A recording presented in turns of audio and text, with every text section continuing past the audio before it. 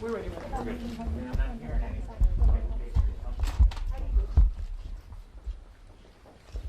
I'll let you tell me when you're ready.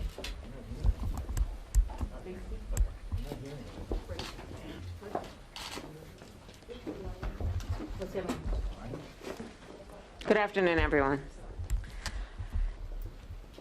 I am here in Munich because it is a top priority for President Biden and myself that we are continuously engaged with and working with our allies and partners around the world, and that we work always on strengthening those relationships.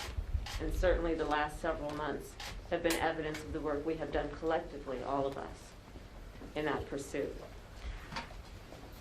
A lot of attention has obviously been given today and in the last couple of months to the issue of Russia and its aggression on the Ukrainian border.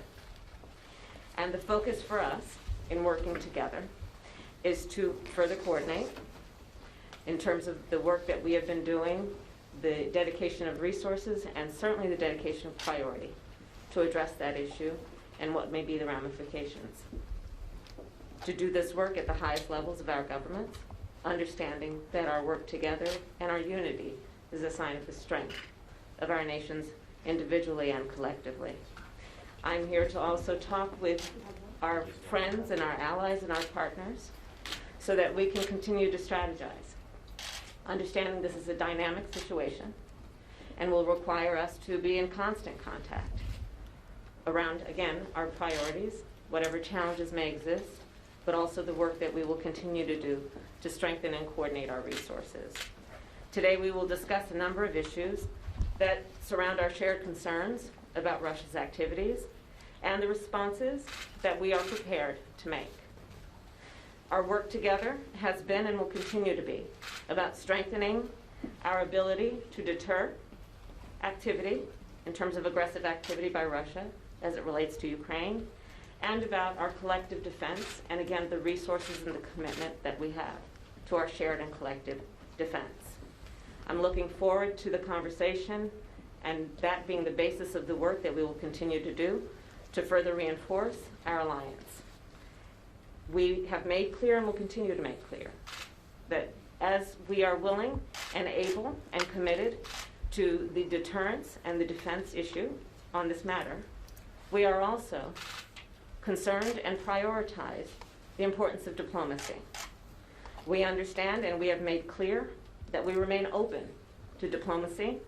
The onus is on Russia at this point to demonstrate that it is serious in that regard. I recognize the threats at this moment, historically and going forward, to our friends, Latvia, Lithuania, and Estonia. We stand with you. I am here personally to say that. We stand with you on this and many other issues in the spirit of our alliance and our mutual interests and priorities. And we stand together, all of us, as NATO allies. The United States remains committed to Article 5, and our position has always been and will continue to be that Article 5 is ironclad. And the spirit behind it, an attack on one is an attack on all, remains our perspective. I do believe, I think we all know, our greatest strength is our unity. This is a moment that has made that clear, that our unity is evidence and is a measure of our strength. And with that, I look forward to our conversation, and I thank you all for the work you do. Thank you. And with that, I would like to turn to President Liebets of Latvia. Thank you, Madam Vice President. First of all, I would like to thank you for this conversation and the occasion to exchange our views on the actual situation in Europe. And I would like also to thank United States for the engagement in Europe, for the security in our region, and for the deployment of additional military personnel and military equipment in our region in order to strengthen the eastern flank of NATO. I would like to say that the aggression of Russia, and this is a Russian case, not a Ukrainian case. Aggression of Russia against Ukraine is not only against Ukraine, but also against Europe, against the democracy, against the West at all. Because Russia is challenged by democracy. It is difficult for Russia to see that there could be a democratic Ukraine, because it could have some repercussions in Russia. I would say that our task is to avoid the hot phase of the confrontation, and it is only possible if the answer of the West is united and very strong. And so that the cost-benefit calculation for Russia is negative, and clearly negative. And what does it mean? I think this answer, our response, consists of 4 elements. The first element is sanctions, very, very serious sanctions. And President Biden said already to President Putin that already a few times. This is first. Second, military and economically and financial support of Ukraine, so that Ukrainians can defend themselves. Also, this is the second element, very important. The third element is the strengthening of the military defense capacity in the eastern flank, especially in Baltics, especially in Poland. And the bilateral cooperation with the US in this respect is already going on, but we should strengthen that. And the fourth element is the dialogue. The dialogue in order to keep the channel for Russia open to go back to, I would say, normal international behavior. So, and all the 4 elements together, this should be a very strong answer to Russia, so that we can say that avoiding of the hot phase of confrontation depends from us, from the West, from NATO. Thank you. Thank you. President Nausėda from Lithuania. Thank you very much. Your Excellency, dear Vice President, my colleagues, this is a wonderful opportunity to meet you here in Munich and, of course, discuss those issues which are critically important for the security of our countries and also the security of the whole region. You see here at the table the keen supporters of transatlantic bond, because Baltic states understand probably so good that very effective security architecture could be built only with the contribution of United States. You know that we have just celebrated the 5th anniversary of establishment of enhanced forward presence in Lithuania. So this is a good reason to say thank you for every ally of NATO.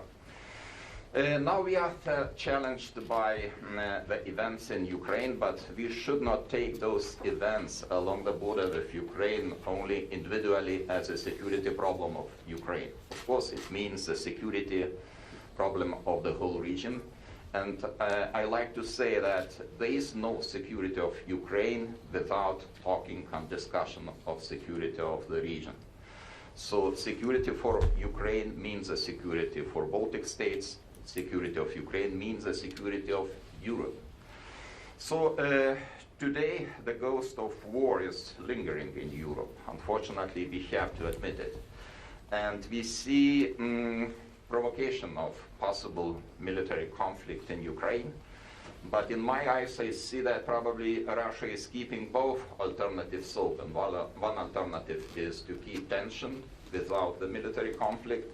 The second alternative is open military intervention into Ukraine. I think everything is in our hands in order to prevent this. And the best formula, peace formula, in my eyes, is deterrence. The more we are united, the more we have firm stance on what is happening in Ukraine, the better we will send the signals to Russia not to start what they intend to do. And in this regard, I would say that it is critically important for the security of our region to see more presence of United States troops. So this is the reason why we really ask for permanent presence of United States troops in Lithuania. You know that we have these troops now on a rotational basis. And probably this is very good time moment to talk about even more higher, strong engagement into the security of our region. So, Madam Vice President, thank you for this opportunity. I hope that we will have more details to discuss during our conversation. Thank you. Thank you. Thank you. And Prime Minister Kallas, Estonia. Yes, thank you. Great. We are very grateful for this meeting and also all the meetings that we have had with the U.S. administration. It means a great deal to us. And first of all, I would also like to stress what my Latvian colleague already said. It's about democracy, really. Why Russia is doing this is that it doesn't want democracy to prevail in Ukraine. And so it is very important that we prevent this from happening. We stay united, as you stressed as well. This is extremely important, and I'm super happy that we have been united all this process. We are saying the same thing, all the allies, independent whether it's a big one or a small one, which is very important. And being a small country like all the Baltic countries really are, we have all lost our independence to Russia once. And we don't want it to happen again. And therefore, we really think that this is very important, that we understand what is at stake here. And also, being a small country, it is very important, and we are very grateful that a big ally like U.S. constantly consults with us. Gives us information, keeps us posted. This means a great deal to us that we are, equal allies. And I know it takes a lot of effort from your side because there are lots of allies to be in contact with. But I can speak for all of us. We are very grateful for this. And we also feel that you are listening to our worries, which is not that make a tick in the box that you have consulted, but actually we feel that you also hear us. Our support to Ukraine is unwavering, and Ukraine needs all the political but also military support we can give. And of course, we as allies decide the practical help regarding Ukraine, each country separately, but I think the message must be very clear. And also what my colleagues already said, the rapidly deteriorating security situation also reflects or influences our region, and it demands a stronger military presence in Europe, and also Russian troops and missiles in Belarus have also deteriorated the situation in the Baltic countries. If you look at the map, we are like a peninsula in terms of NATO, and therefore we welcome the decisions already made by U.S. administration to deploy additional forces in Europe, and we also hope that you increase the presence in the Baltic countries. Thank you. Thank you. Thank you, Paul. Thank you, Paul. Thank you, Paul. Thanks, Madam Vice President. Thank you, Paul. Madam Vice President.